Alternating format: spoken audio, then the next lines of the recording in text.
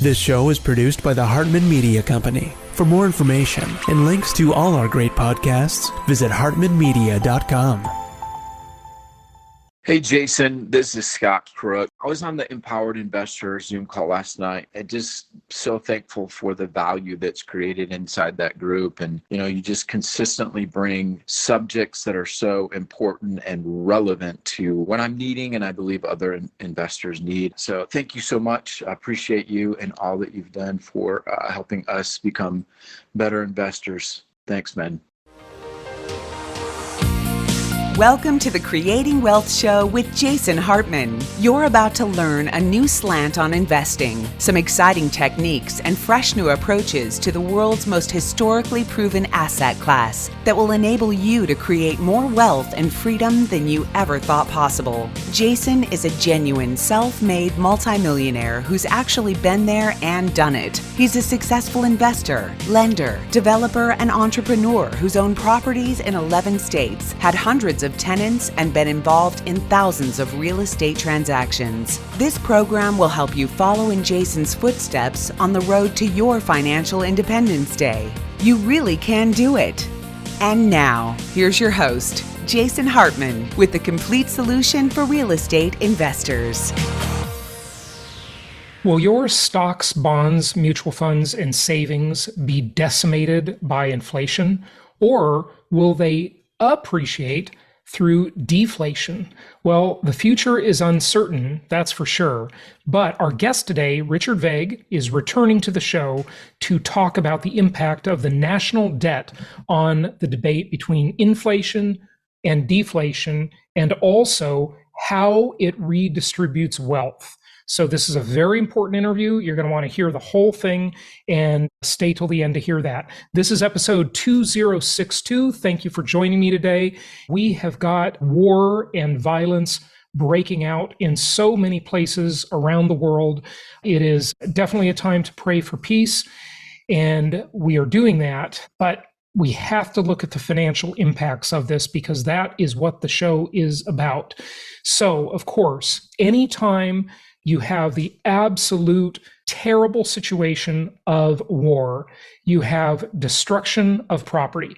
There is literally no good economic value ultimately that comes out of war. However, there is temporary value through rebuilding, defense contractors, et cetera, et cetera. And you've heard me say it for many years. As long as war is profitable, there will never be peace. Can you imagine all of the people who supply the military-industrial complex just thinking, oh, my wealth is growing as we have violence throughout the world? People tend to do what supports their paycheck and their wealth. At some point, this really becomes an absolute sickness, a psychopathy. When you get to a certain point, how much do you need?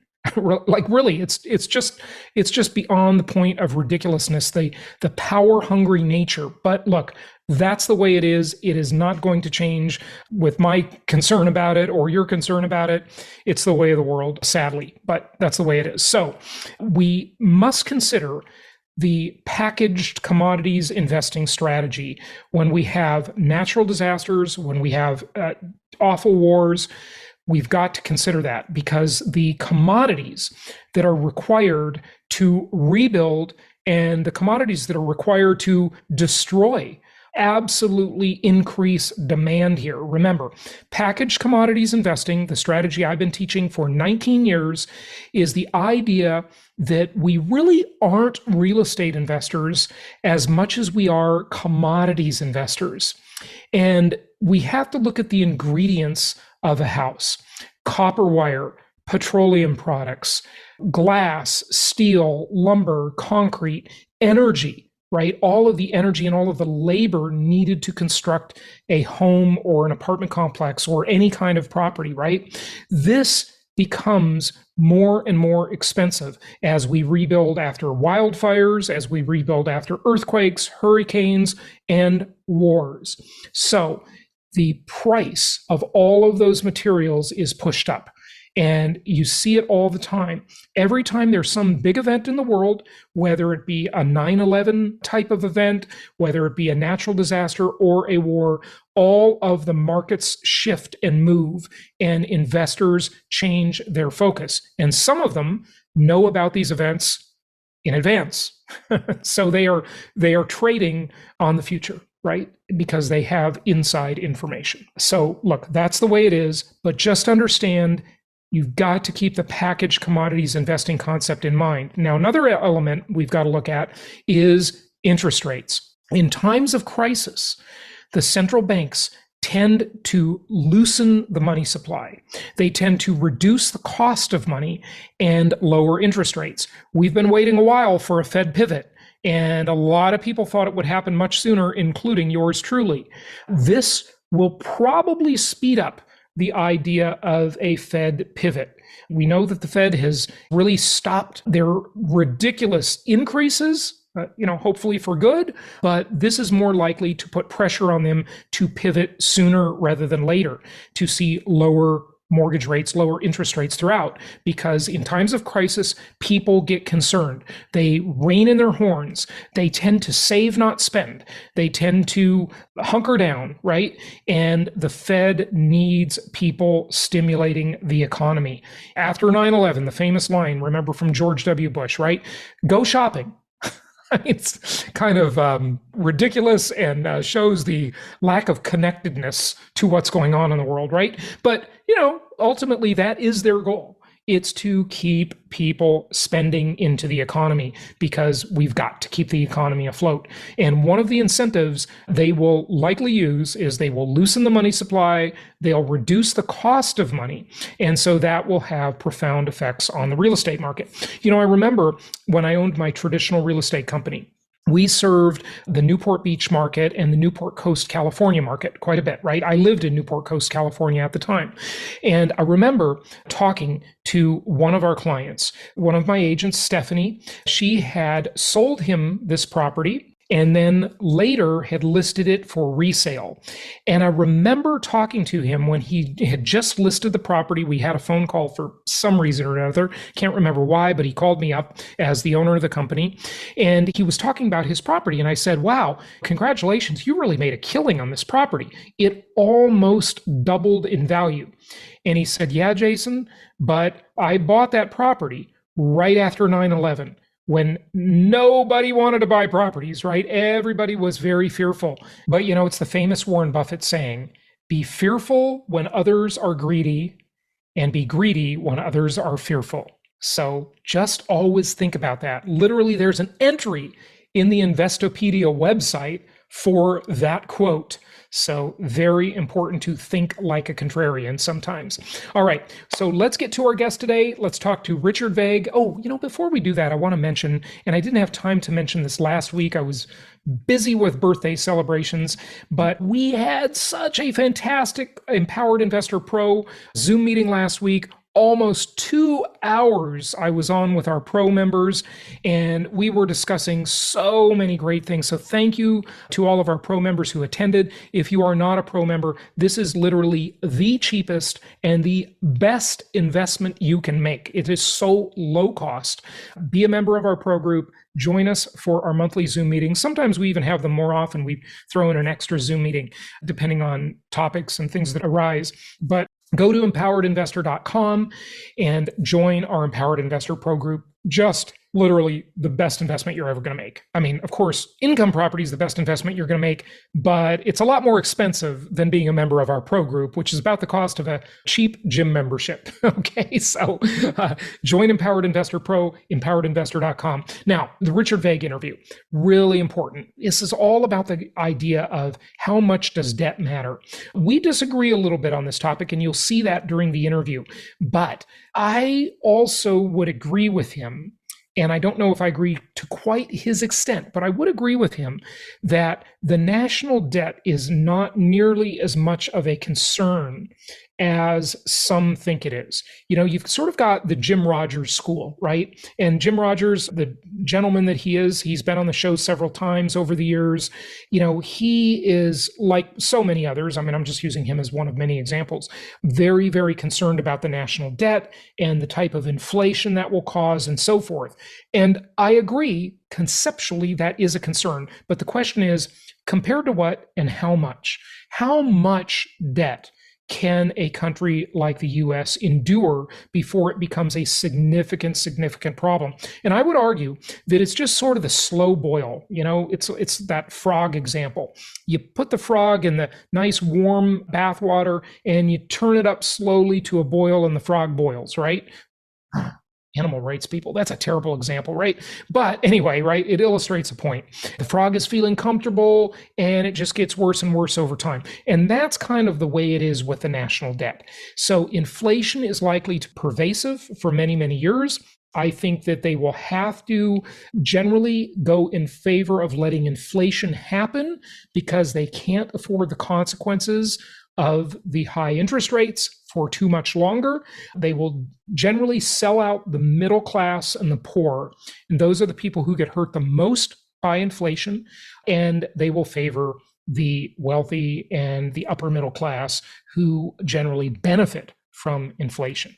So you've heard me talk about that a lot over the years, but without further ado, let's just get to the interview with Richard Vague and let's talk about the paradox of debt. So here we go. It is my pleasure to welcome Richard Vague. He is the author of several books, including The Paradox of Debt, A New Path to Prosperity Without Crisis. Richard, welcome. How are you? Great, and thank you so much for having me. It's good to have you. Are you by chance located in New York? It looks like you might be by your view. I'm close. I'm in Philadelphia. Oh, fantastic. Okay, good. Well, that's kind of where it all started. So you have a really refreshing take on debt from a national level, right? And sovereign debt as far as it, applies to other countries as well. And it's refreshing. And that's why I wanted to bring you on the show. I was reading about your work and your book somewhere, I do not remember where, but really want to dive into this. So maybe tell us about your general thesis, if you would, Richard, in terms of national debt. Everybody is talking about how we're all, headed for doom. We've got $33 trillion in debt now, not to mention the unfunded mandates and obligations into the future. Those are pretty big numbers. Of course, they're not the biggest. Japan would be the worst in the world as we look at it. But should this be a big concern or not? Well, we have to keep in mind that when the government spends money, it doesn't disappear. It goes largely into household checking accounts. So in the pandemic, which we measure from 2020 through 2022, government debt increased by $8 trillion, which was the $1,200 checks and the $1,400 checks, et cetera. During that same period, household wealth increased by $30 trillion. So the $8 trillion the government spent went into household checking accounts, and the flood of money from government largesse pushed stock and real estate values up by another $20 trillion. So you get a tremendous benefit. So as a general matter, government spending and government debt actually increases household wealth. Now, the caveat, of course, is most of that goes to the wealthiest. The average guy probably doesn't even feel much of that, but right. But in aggregate, wealth increases. Yeah, and I agree. And, a lot of people have talked about the Cantillon effect, I guess a 250-year-old idea that the people closest to the money printer, if you will, benefit the most. And it is unevenly distributed. So that is not a good thing, of course, because it widens the wealth gap. And we've definitely seen that from the pandemic era. But just more generally, Richard, you can't spend yourself into prosperity, right? There has to be a limit to this.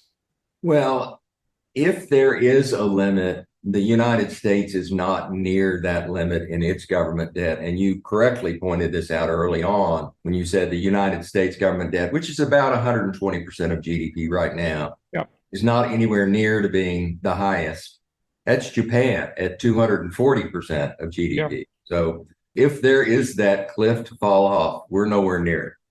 I agree with that. And of course, we have the reserve currency, and regardless of what all of the fearmongers say, I think we're going to keep that reserve currency status for quite a while to come. So that puts us in a very different situation than Japan. I mean, say, for example, the US had 300% debt to GDP ratio. It was worse than Japan. Where would we be then? Well, I want to comment on this a little bit further. In 1980, total debt in the economy, that's all government debt and all private sector debt, household and business, totaled 125% of GDP. Today, that's 260% of GDP. So in ratio to the economy, it's more than double. So what happened to household wealth in that period? Well, it went from 350% of GDP to 600% of GDP. Households have gotten enormously wealthier because of the increase in debt. So if we went from our current 120% to 140% and so forth, a lot of what would happen would be that household wealth would continue to increase. Now, I want to amplify something that you also said, which is it's really the wealthy that benefit from this. Most household wealth, 70 to 80% of all household wealth, is in the form of stocks and real estate. And what the increase in debt really does is push up the value of stocks and real estate. So as debt is increased, wealth is increased, but the gap between the middle class and the wealthiest has widened considerably. Because 60% of the folks in the US, the bottom 60%, only hold 14% of the stocks and real estate in the country. Yeah, that's terrible. I mean, they're just not getting the benefit of it. And well, we need to talk about inflation. Do you want to jump there for a moment? Because I was going to say those people are hurt the most by inflation, whereas the wealthy that own the stocks, the real estate, and the mortgage debt against the real estate benefit from inflation. And, Richard, you don't know this, but I have a strategy I developed years ago called inflation-induced debt destruction, which is basically the fantastic benefit of having that long-term fixed rate debt where you pay it back in cheaper dollars over time as inflation happens. Now, for the record, philosophically, I hate inflation. But as a selfish investor, I'm going to try and benefit from it. So that's just an interesting thing to point out. But the folks that have only 14% share, that's bottom 60% that you talked about, that's more than half of the population, right? They're mostly not benefiting from these things. So it is very unfair and very unevenly distributed. So do you want to jump into that discussion and get into the inflation component? Well, you're exactly right. It's the middle class that gets hurt most by inflation. Your strategy for dealing with inflation is exactly right. If you borrow and your rate is fixed at a level below inflation, you're a net beneficiary. Now, a lot of people borrow and don't have fixed interest rates. So, as inflation increases, their interest rate goes higher. So they get none of the benefit you suggest. But yeah, inflation is. So that would be like credit card debt, for example, would be a great example of that. Variable rate mortgages, credit card debt, the like. Yeah, even though, interestingly, the variable rate mortgage, you could still win because that mortgage rate will, even though it's adjustable, probably be lower than real inflation. And you're still leveraging. So you get the multiplier effect of the leverage, maybe, 5-to-1 leverage ratio. But that's complicated. We don't need to go into it. But definitely credit card debt, especially, because that is so outrageously overpriced compared to either, stated inflation officially by the CPI or real inflation, whichever one you want to argue. The credit card debt is just a complete scam. And it's so unfortunate. But yeah. Yeah, if there's another way to borrow, you should. Definitely. If you can avoid borrowing altogether other than mortgage debt, that's not a bad thing either. Yeah, not a bad thing at all. I could completely agree with you. But my point in asking you to address this is, does the debt cause inflation? Most people would say it does, of course. And if so, how much? That relationship between national debt and the rate of inflation. If you ask 100 people whether increased government debt causes inflation, I think either 99 or 100 of them would say, yes, it does. Yes, right. But there's little or no evidence to support that idea. It's one of the amazing things out there. We have a very large database of countries. By our count, 47 of the 50 largest countries in the world, we have fairly complete government, private sector debt information, money supply growth, inflation. We have all the data going back, at least to the 1970s, if not the 1950s. So we can go through and you could do this at home. You can go through and you look at every single instance of high government sector debt and see how many times it has been followed by inflation. By our count, there were 30 such instances, and it was followed by high inflation 7 times. And conversely, there have been, 30-something instances of high inflation that have been preceded by high government debt less than 10 times. We see essentially no correlation between the two. And we think that's, sorry. When you calculate that correlation, though, and you say followed by, how much lag time are you allowing for that? Well, we've run it a dozen different ways because you can define high inflation and high government debt and the lag time an infinite number of ways. So we've iterated that again and again and again with different levels. And no matter what you do, you can't contrive, a correlation. And, you couple that with the fact that government debt in Japan grew monstrously after Japan's 1998 crisis. I mean, that's when it grew to the 200 and something percent you're talking about. Mm-hmm. And inflation was 0 for the next 20 years. Government debt skyrocketed after the great financial crisis in the United States. And our inflation was, 1.6% for the next 10 years. So it's really hard to find actual data support the idea that high government debt brings inflation. So, Japan is a bit of a weird case, people could argue, demographics, et cetera. And, the two economies around the world that always sort of befuddle economists, I think, are Japan and Argentina, right? Those two they're sort of like outliers in some ways. So let's not go down to the Japan road, but let's talk about the US, though. You said 99 or 100 people, or even probably economists, would say that debt causes inflation, right? And, that kind of makes sense when you follow that path. You can make the argument for that very well, and most do. Why do you say that's not true? Tell us about the argument for that. Just unpack that for us. Well, we're empiricists.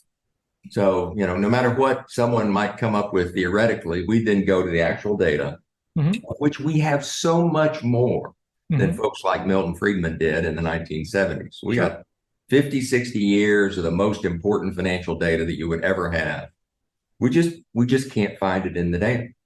Mm-hmm. And we can't find it in the 1970s. We can't find it in the 1960s. We can't find it anywhere. Take 1970s inflation. Right. It corresponded almost exactly with the increase in the price of oil, late 1973 in the Yom Kippur War. Right. Oil was a little over $3 a barrel in 1973. Yep. By the time you get to 1979, it's $40 a barrel. Yep. So it would be as if our $80 or $90 a barrel oil today was instead $800 or $900 a barrel. And we didn't solve inflation until, and most folks don't remember this, but the price of oil was regulated domestically. You couldn't sell it for more than that $3 a barrel. And so nobody was producing oil inside the United States. So between Carter and then Ronald Reagan, they deregulated the price of oil at the wellhead. Price of oil went up to $15 to $30 a barrel almost immediately, and everybody rushed to produce oil. Drilling rigs went from 1,500 in 1977 to 4,500 in 1982. Wow. And guess what? The amount of oil produced in North America increased by 25%. And I was in Texas at the time so I remember this well. The price of oil went from $36 to $10 in 1986. Yeah. And by the way, inflation went from, 4 or 5 or 6% to 2% when the price of oil dropped. Mm-hmm. It had nothing to do with monetary policy. It left a lot of drilling companies bankrupt, by the way, when that happened. Yeah. They were all over Texas, but that's what was going on. That's what brought inflation down. And by the way, money supply and government debt growth were very high in 1986. Money supply growth, Volcker had not cured or solved the money supply growth, nor the government debt growth. It was one of the highest periods of government debt growth in U.S. history. Remember the military buildup under Reagan? Sure, yeah, right. That was 1986. Yeah. As government debt growth was accelerating, inflation dropped to 2%. So I just, if somebody wants to make that argument, let them make it empirically. I get where you're coming from on the data, which, by the way, I got to mention a couple other things before we go to that, but we'll go back to that in a second. So, great argument against price controls. Nixon's price controls were a disaster, obviously. But then you probably saw the oil market sort of overexpand when the deregulation happened. Without question. And then it got into balance after the crash, right? So that's sort of a normal supply-demand kind of situation. But what I want to know is not the data, which you have, and that's fantastic, but the reason. Like, what do you think? You must have a theory about this. Like, why is it true? Yeah, I don't think, monetary systems have come and gone. Mm-hmm. For the first 7 or 8 years of this country's history, a period in which we grew to surpass the UK as the largest economy in the West, we didn't even have a currency and we had no central bank. So the importance of the currency and the amount of currency and the presence or absence of a central bank is, I think, overdone, in my view. Mm-hmm. We have had inflation. We've had 9 instances of inflation in the US, and they have more or less all related to a collapse or a diminution in supply of goods. Most of our inflation has been associated with war. World War I's a great example. 2/3 of all the agricultural land in Europe became a battlefield. Yeah, and, was unproductive. So for a couple of years after the end of the war, we were shipping 20% of our agricultural produce to Europe. And again, that's corn and wheat and other things. Guess what? Prices went up until those farmlands came back on stream. Same in the Civil War, same at the end of World War II. Our 60s inflation, which was pretty mild, it got up to 6%. Mm-hmm. That's about all that happened then. And it came back down to 3 in 1972. And that was because we were trying to defend the gold standard. We had 20,000 metric tons of gold in 1960. By 1970, that had been cut in half to 10,000 metric tons because folks were buying our gold because we were controlling the price of it. They were buying it for $36 or whatever it was and selling it for $100. And they were doing all that they can. We had no choice but to get off the gold standard. But as you so rightly pointed out, Nixon, in trying to defend that undefendable policy, put price controls in. Didn't last very long. It didn't work well at all, as you pointed out. And then he gave up in 71 and then completely gave up in 72, and inflation came down. Yeah. You mentioned Milton Friedman earlier, and, of course, his famous line was, inflation is always and everywhere a monetary phenomenon, right? And it seems true. And the argument there is you have an increased supply of currency units, dollars in our case, chasing a limited supply of goods and services. So supply and demand. And you just made that argument that that's the reason we've had inflation is because of supply constrictions in the past, right? The arable land, World War I, et cetera. Of course, Jerome Powell kept saying transitory, et cetera. We all heard that a million times. But if the supply and demand is, the most basic law of economics, and that's true, and you agree that it's true, why wouldn't it also be true with supply of currency? All I can tell you is that we have plenty of situations to study to examine that phenomenon. And I spend a lot of time, I'm writing a biography of America's first banker right now. The first bank in the U.S. started in 1781 to help fund the Revolutionary War, by the way. Oh, wow. And, but prior to that point, there was probably never more monetary experimentation than there was in the 13 colonies starting in the late 1680s and pretty much ending with the Constitution in 1787. So you have lots of data to look at this. And my own observation is that it's fairly elastic. The amount of currency supplied can go up or down a long way before you start feeling it in something as concrete as inflation. And if you overissue money, you've got to really, really overissue it. It can't be any of this single digit stuff, which, by the way, I love it. Kind of what's happened here. That was such a good line. It can't be any of this single digit stuff. It's got to be like this kind of stuff. Zimbabwe. It's got to be like 100%. It's like, we've tracked the currency issuance in the Revolutionary War itself. I have a spreadsheet we just completed in the last few weeks. It's not like you issued $1 million more than you should have. It's like you issued $50 million more than you should have. Yeah. The existing supply was 10 million, and all of a sudden it's 60 million. And by the way, at that point in time, they had to refund that currency at 40 to 1. So your dollar was worth what? 2.5 cents. Right. Yeah. Okay. I guess the other side of the equation that we probably really need to talk about is, if we just decide, okay, debt is okay, we can tolerate the debt for quite a time to come and keep increasing it and keep spending, we have to get people to buy our debt, or countries to buy our debt especially. Won't they just boycott our auctions and not buy our debt anymore? Well, you come to one of the most important facts in all of monetary theory.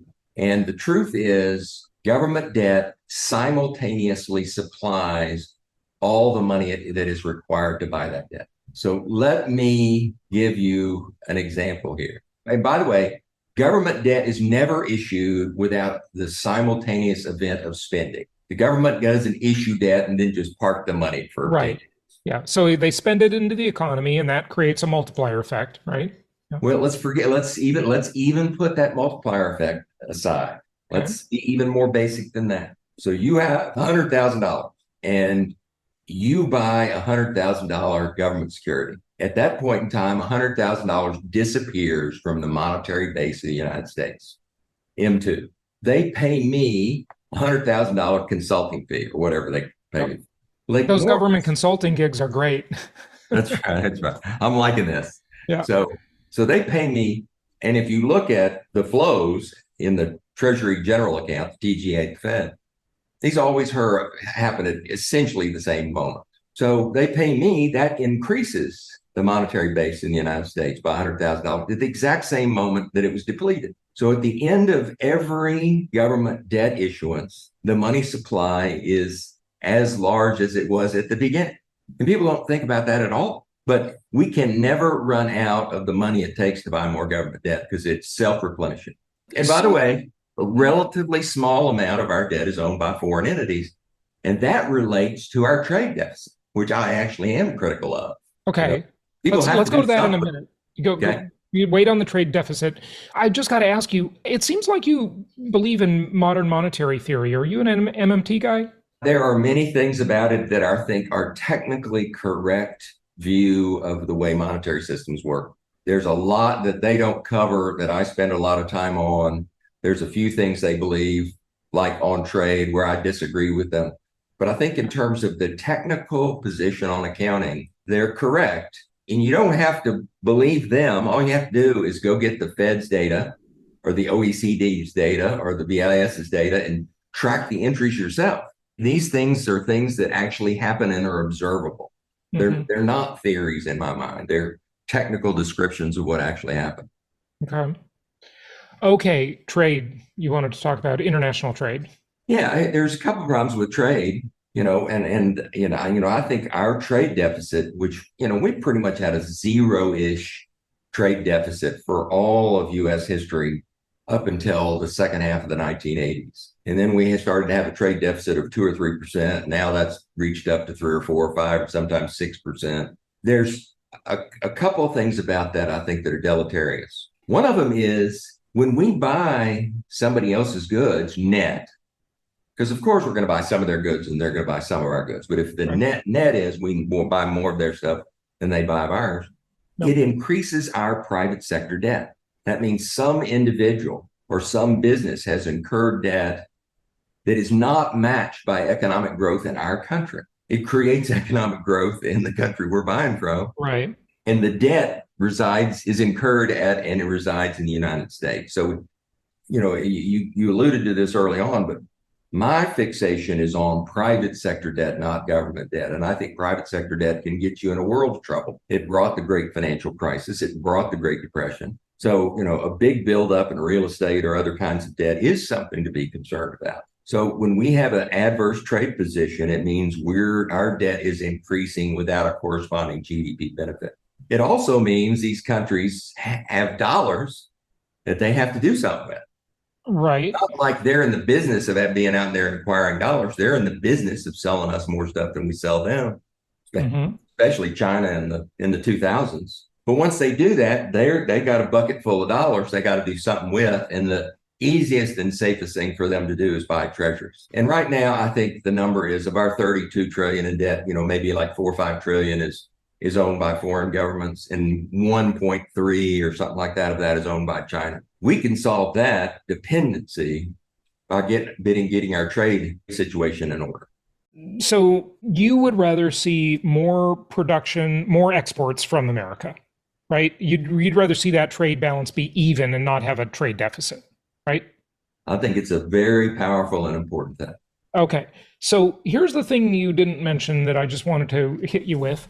And that is that, yes, you do create more private sector debt when you buy stuff from China, right? For example, and they get the dollars. And so then they mostly just put those into treasuries, which is good for us. That's kind of the circle of the MMT crowd, right? So that's good news for us. But what you didn't mention is that we get the lifestyle benefits of that trade. We get all those cheap goods, right? Now, you could certainly argue that we have too much cheap goods and we just don't need it all, which is a fair point.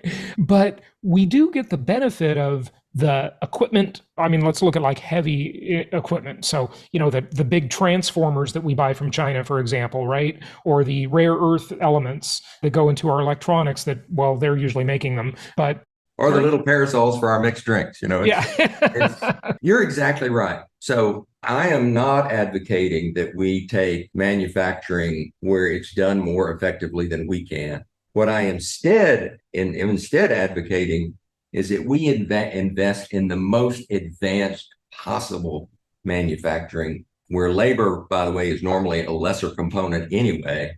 Mm-hmm. And the more we do of that, the more we will bring that imbalance back to zero. And I'll give you a great example of that. Right now, the researchers here in Philly at the University of Pennsylvania have come up with a way of altering the genetic structure of T cells to cure diseases like certain types of cancer. Yeah, called CAR T therapy, and it's a big breakthrough. And they also did the mRNA work. Well, CAR T requires manufacturing.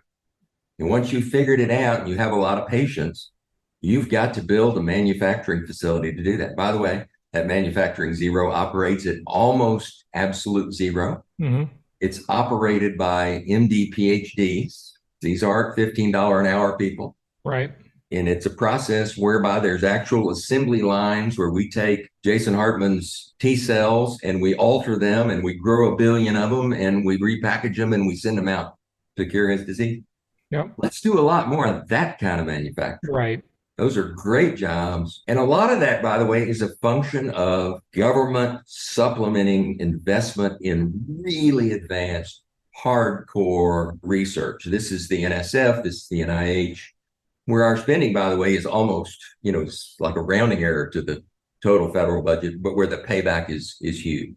Yeah, no, that's a good point. I mean, China is not good at that. They don't produce high-end chips. Maybe that's why they want to take Taiwan over, but that's a whole nother discussion. So, okay, good. Well, Richard, this is a fascinating viewpoint and a fascinating discussion. Anything else you want to say, question I didn't ask maybe, or just things you want the listeners to know? Well, no, just that I'm really grateful to you for having me on, and appreciate the discussion. And I think if folks want kind of a holistic view of the economies of the biggest 7 countries in the world, that's what Paradox of Debt is about. And especially if you're a data person, I think you'd enjoy the book. Yeah, and just before you go real quickly, tell us about your other books.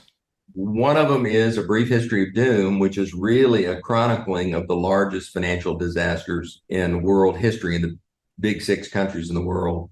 That would include the Great Depression. That includes Japan's crisis of the 90s. Another one that I think folks would enjoy is called An Illustrated Business History of the United States, which really covers U.S. business history, really from 1748, when young George Washington and his brothers tried to buy 500,000 acres in the Ohio Valley, all the way up to, the present world of Google and all the rest. And it really divides it into, what we consider the 16 business eras within the United States. It's illustrated, so it's a lot of fun. It's not as boring as you might think. Right. And we've done a couple of others, one on Jubilee, one on predicting financial crisis. So, yeah. Speaking of Jubilee, do you think there will be a debt Jubilee? Well, one of the points we make in Paradox and in Jubilee is that debt as a function of GDP has been growing perpetually forever. And it really never goes down. It does go down, and that precipitates a calamity. But, it's this ratio we talked about earlier. Debt in 1980 was 125% of GDP. It's 260. What we illustrate is that that's not a bug of the system. That's the way the system is built. It's a feature, not a bug, as they say. It's a feature, not a bug. Well, if debt is perpetually rising, something's got to give at some point in time. And so we get speculative and talk about potential ways to do that are fair and productive. And then we take you into the past and talk about how Jubilee was a feature of ancient civilizations, because debt has been an issue in civilization since civilizations first arrived. Mm-hmm. Right, but the debt Jubilee, the lenders wouldn't like that. Well, it ain't easy. If it was easy, anybody could do it.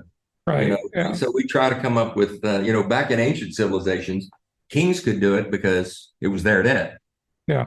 And, one of the cool things about ancient civilizations is if you as a king didn't do it, there'd be some invading king that would come to your town and send messengers in and say, if you'll be on our side against your king, we'll forgive all your debt. Yeah. So, there are little things like that. So, something's got to give, and we explore ways to do that. Yeah, very interesting. Richard Vague, fascinating discussion. Check out his books in all the usual places. Richard, did you have a website you want to give out to? Paradoxofdebt.com. Excellent. Richard Vague, thanks for joining us. I sure appreciate it. Thank you so much for listening. Please be sure to subscribe so that you don't miss any episodes. Be sure to check out the show's specific website and our general website, hartmanmedia.com, for appropriate disclaimers and terms of service. Remember that guest opinions are their own, and if you require specific legal or tax advice or advice in any other specialized area, please consult an appropriate professional. And we also very much appreciate you reviewing the show. Please go to iTunes or Stitcher Radio or whatever platform you're using and write a review for the show. We would very much appreciate that.